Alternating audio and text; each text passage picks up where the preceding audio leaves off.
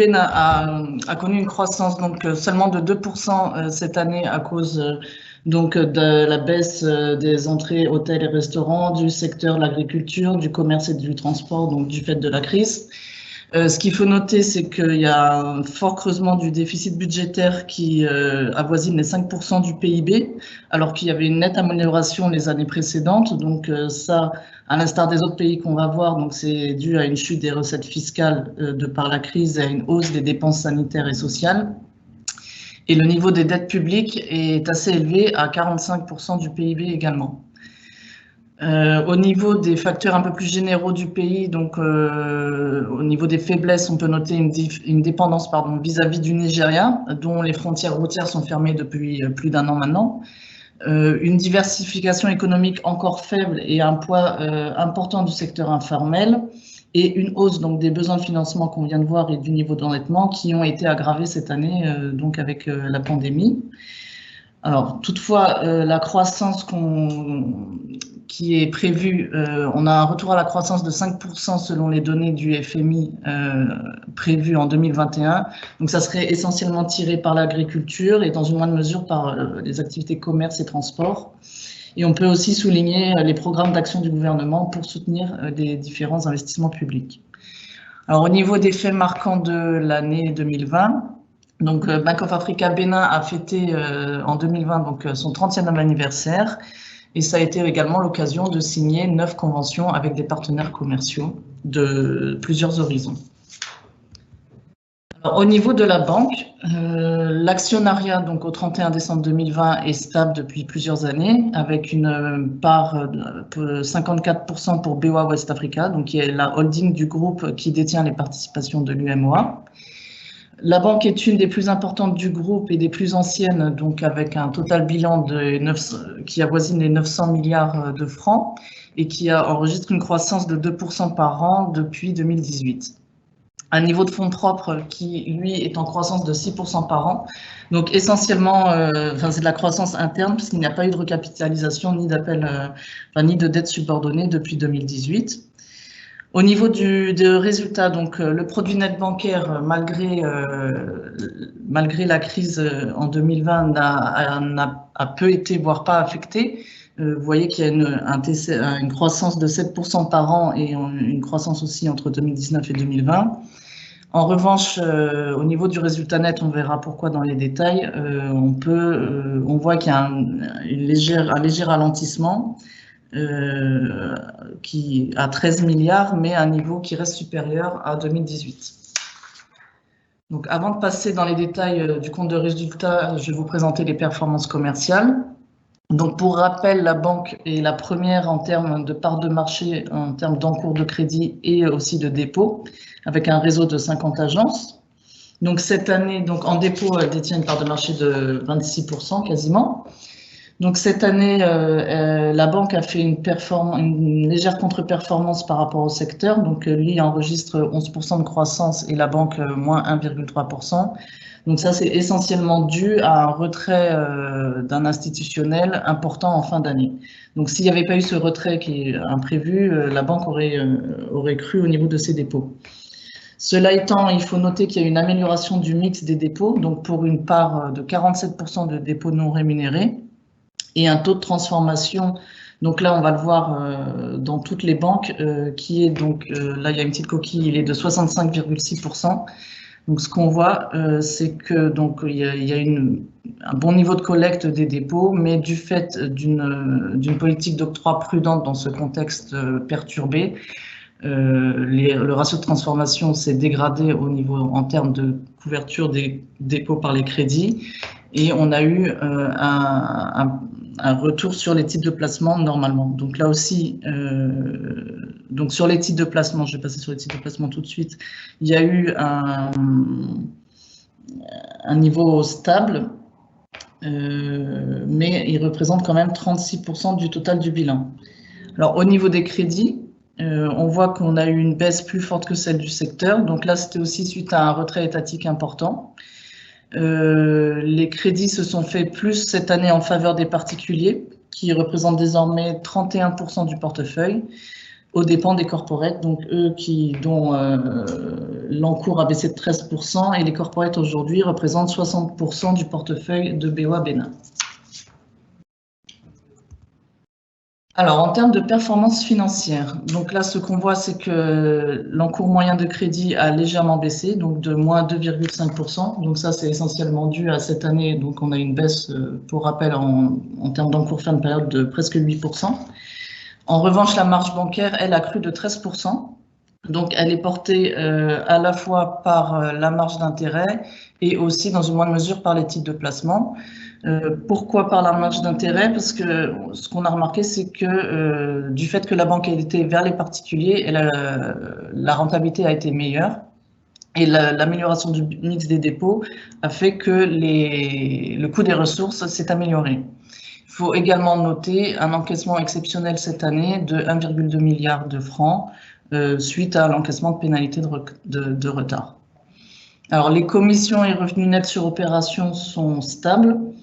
Mais quand on regarde le détail, alors il y a une baisse de l'activité commerciale, donc il y a une baisse des commissions sur opération qui a été partiellement compensée donc par les revenus de change qui ont augmenté de 27% cette année grâce aux actions ciblées sur le trade finance, comme l'évoquait M. Boaby dans l'introduction. Donc c'est un effort qui a été porté par toutes les banques sur cette activité. Donc, grâce à cette marge bancaire soutenue et un niveau de commission stable, le PNB de BOA Bénin ressort en croissance de 9% cette année à 45,3 milliards de francs. Donc, les charges générales d'exploitation ont augmenté du fait de charges non récurrentes, dont par exemple un contrôle fiscal, et le coefficient d'exploitation s'est légèrement dégradé à 57%. Mais hors ces charges non récurrentes, il faut noter que le coefficient aurait été de 53%, donc un niveau même meilleur que celui de l'année dernière. Donc, du fait de cette augmentation, le RBE ressort en croissance de 4% à 19,5 milliards. Au niveau du coût du risque, donc là, ce que vous voyez, c'est qu'il y a eu un doublement du coût du risque en termes de montant, mais qui demeure quand même toutefois à un niveau maîtrisé de 1,3% des encours moyens de crédit. Donc, cette hausse est essentiellement due au contexte, qui n'a pas permis, qui a induit des retards dans le traitement de dossiers contentieux. Et donc, le taux de couverture a augmenté parce que les créances, les dossiers qui étaient déjà impayés donc, sont passés, par exemple, au lieu de 2 à 3 impayés, ils sont passés dans une catégorie au-dessus, donc qui nécessite un taux de couverture plus important. Alors, suite à cette hausse du coût du risque, le résultat net de la banque donc, ressort en retrait de 11% cette année à 13,3 milliards de francs. Il est à noter que le ratio de solvabilité s'est amélioré et à un niveau confortable de 14%. Alors, au niveau du comportement boursier, donc on peut se réjouir d'un retour à la croissance du cours, donc une hausse du cours de 2,4%, alors que la BRVM a accusé un retard une baisse de 8,7%. Et le secteur financier de 1,6%. Le volume moyen d'échange est en hausse cette année, pour toutes les banques d'ailleurs, ce qui est à saluer. Donc, malgré cette hausse du cours, donc, qui a été accentuée aussi en début avril, donc là, à vendredi, donc, le cours a augmenté depuis le début d'année de 8,3%. Donc, malgré cette hausse, BOA Bénin demeure sous-valorisé par rapport au marché, donc avec un price earning de 5,6 fois et un price to book de 0,8 fois, alors que le secteur, donc à fin 2019, puisqu'on ne peut pas comparer à 2020 parce qu'on n'a pas encore toutes les données, donc présentait un price earning de 6,6 et un price to book de 1. Donc, ce qu'il faut noter, ce qui avait également été mentionné par M. Boaby, c'est que la banque maintient un niveau fort de dividende yield supérieur à 12%, donc de l'ordre de 13% en 2019 et sur la base du cours à fin 2020 de 12,4%, avec un montant de dividende versé équivalent à celui de l'année dernière. Donc la mise en paiement sera faite à partir du 20 mai. Voilà. Voilà, je vais laisser la parole à mes collègues pour répondre aux éventuelles questions. Alors, nous avons 2 questions, mais qui ont été posées avant la slide sur les performances financières, donc qui a déjà partiellement répondu. Il y a quelqu'un qui nous demande ce qui explique la croissance du PNB, malgré le Covid et la fermeture des frontières avec le Nigeria. Et quelqu'un d'autre qui nous demande quelle est la plus grande source de profit aujourd'hui de la banque. Donc, tu y as un peu répondu. Peut-être qu'Abderrazak peut compléter, préciser. Oui, Stéphane. Tu veux que je répète les questions? Oui, vas-y, s'il te plaît. Oui. Donc, il y a une personne qui nous demande qu'est-ce qui explique la croissance du PNB de BOA Bénin malgré la fermeture des frontières et malgré le Covid, mais même s'il aura, donc il y a un peu répondu, puisque c'est une question qui a été posée avant la projection de la slide sur les performances financières. Et la deuxième question, c'est quelle est la plus grande source de profit de la banque aujourd'hui? Bon, comme ça a été dit aussi bien par M. Bouhabid que par Laura, étant donné parmi les effets de cette crise, c'est une augmentation des besoins des États.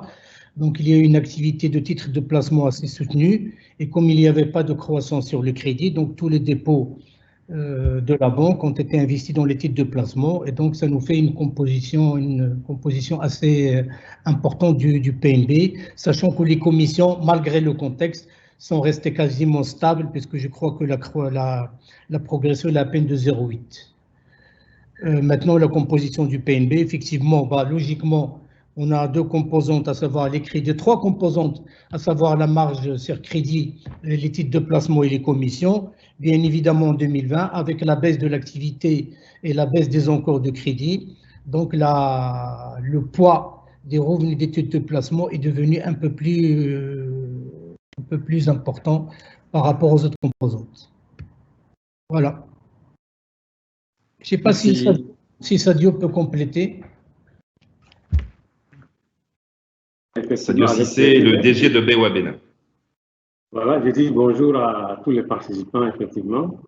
Alors, pour répondre à la question de la croissance du PNB de BOA Bénin malgré la fermeture des frontières, alors, je pense que les raisons ont été effectivement avancées. L'augmentation de la marge du fait de l'amélioration du rendement des crédits, mais également, effectivement, avec l'économie faite sur le coût des ressources, cela a contribué à favoriser l'évolution de la marge.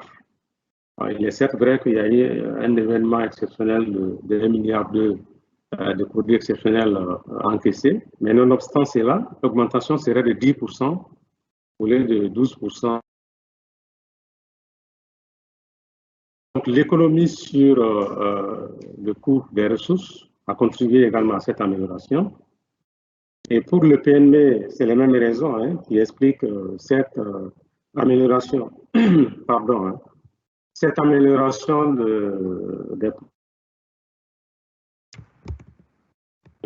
les commissions, effectivement, n'ont pas augmenté du fait des commissions sur opération essentiellement.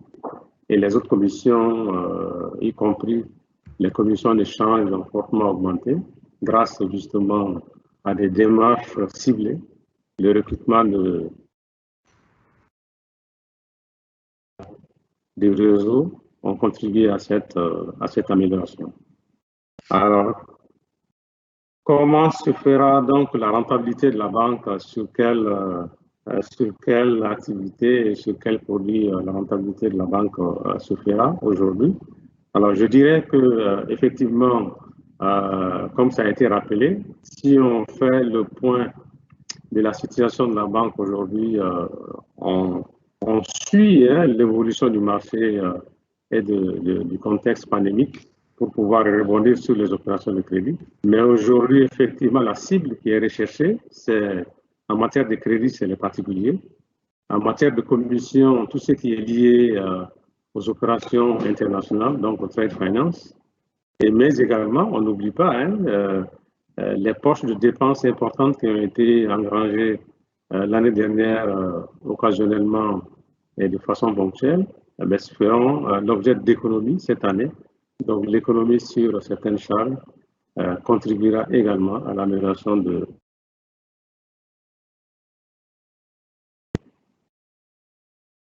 On vous a perdu. Ah bon? Non, je disais que pour la question, est-ce que vous m'entendez? Oui, très bien. Là. Ok, donc je disais que sur la question concernant comment la rentabilité de la banque va se faire aujourd'hui, puisque il a été indiqué qu'en matière de crédit, on lève le pied, on observe l'évolution de la pandémie. Alors la rentabilité se fera sur 3 axes. Le premier axe, c'est on vous perd encore. de consommation. Il y a un problème de connexion, hein. On vous perd encore. Ah bon. Bon. Donc, je disais... Pour résumer, peut-être j'ai une meilleure connexion.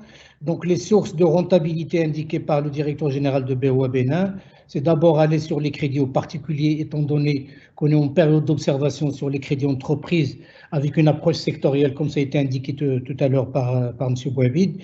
Deuxième axe, c'est une économie sur certaines charges, puisqu'il y a un accroissement quand même de charges de plus de 13% liées à différentes causes qui peuvent être évoquées par la suite. Et la troisième piste, là, peut-être tu peux rappeler la troisième piste, Sadio. C'est les commissions, pardon.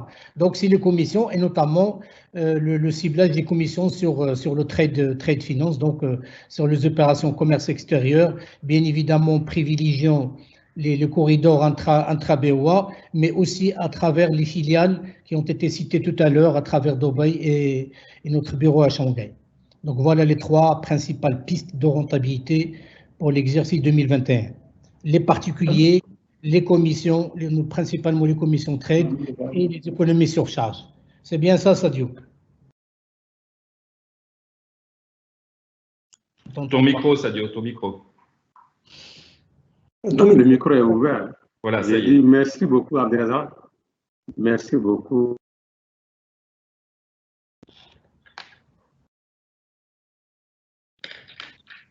Bon, une dernière question que va relayer Jean-François Montel avant de passer au Burkina Faso. Jean-François? Oui, il y avait une dernière question portant sur un point très précis. Donc, c'était l'impact en termes de PNB suite à l'absorption de la Banque de l'Habitat par BOA Bénin et quelle est la richesse générée dans le domaine de l'immobilier?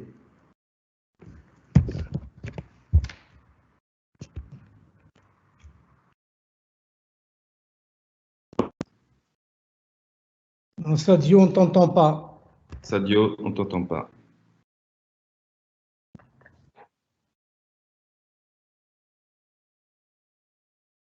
Sadio, on ne t'entend pas du tout, hein?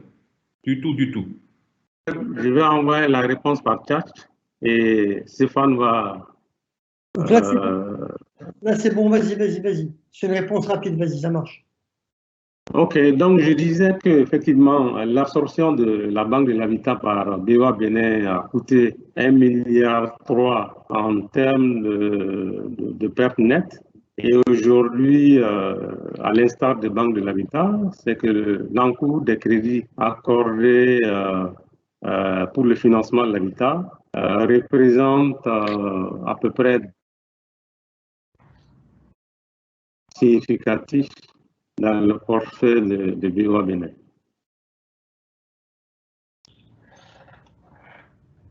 Ok, donc grosso modo, ce n'est pas significatif. Exactement. Ouais. Voilà. Ok, on va passer donc au pays suivant, le Burkina Faso, et je demande à ceux qui nous suivent s'ils veulent que l'on réponde à des questions qu'on n'a pas eu le temps de relayer donc en direct, parce que donc on conserve la règle de 3 questions par pays. Vous nous les envoyez et on vous répondra par écrit avec grand plaisir.